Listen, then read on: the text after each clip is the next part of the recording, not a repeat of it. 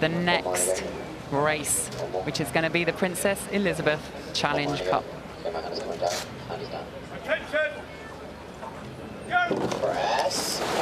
So we've got the two crews in the Princess Elizabeth Challenge Cup.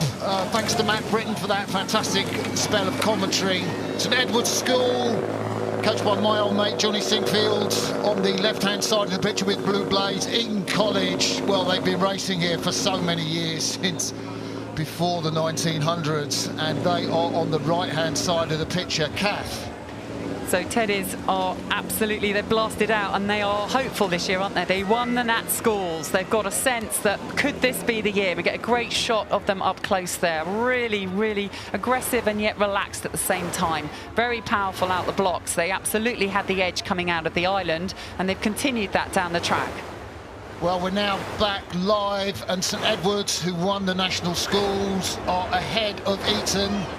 That's a fantastic row through the middle of the course. I'll tell you what, Kath, this feels like rowing in the winter with this headwind. It's really cold, people here with coats, but these oarsmen just doing summer racing at St Edward's look really, really strong.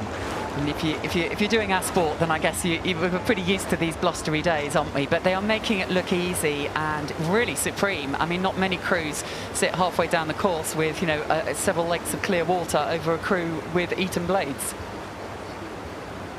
Yeah, so the crew's just moving away from Fawley and coming up, I guess, around about 700-800 metres to go. Eton College on the left-hand side of the screen, got a lot of work to do against St Edward's on the right-hand side of the screen. St Edward's had a really good run in the Princess Elizabeth last year. Could this be their year? They won National Schools. They're looking really sharp, aren't they? And Eton actually had a bit of a scare in the first round against the Greenwich crew, where they had to go really, really hard to get through. So, you know, they've already had a bit of a test, and they've got a huge test asking them what can they do here. Beautiful shots here of that tennis crew. They're so confident in what they're doing. They can see those blades of Eton back in the distance, and they've got their rhythm. They know it's worked. They knew it worked at National Schools, and they've just strengthened since. Harvey Burford, Nicholas Bector, Christopher Buddin, Lorenzo Privati, Scott Bain, Rory McDonald, Jackson Ames, Stroke, Isaac Hillips, Tulip and Cox, Felix Jameson. For St Edward's, just 15 years of age. There go the leaders. They look really strong out in front. I'll tell you what, they look just as relaxed as my old mate Johnny Sinkfield used to be. He wasn't the biggest, but he was the smoothest and relaxed.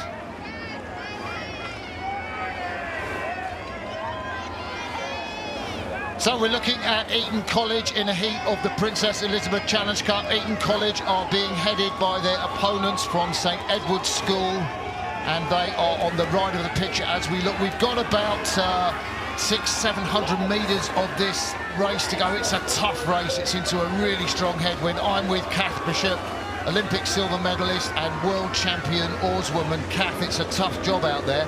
It is, but it's not so tough if you can see your opposition's backs, is it? And you can see a liveliness here as we look at the backs of the Teddy's crews. A liveliness as the blades come in, and a bit more run in between, whereas it looks heavy in that Eton crew. What do they do at this point? They're presumably on their race pace. They're rowing their rhythm, and you know, how can they find a move when you've got such a headwind, swirly water, such a kind of convincing crew alongside? That's what their Cox has to work out. That's what Alexander Coombs has to find out now. What can she do to motivate her men, both motivationally and technically?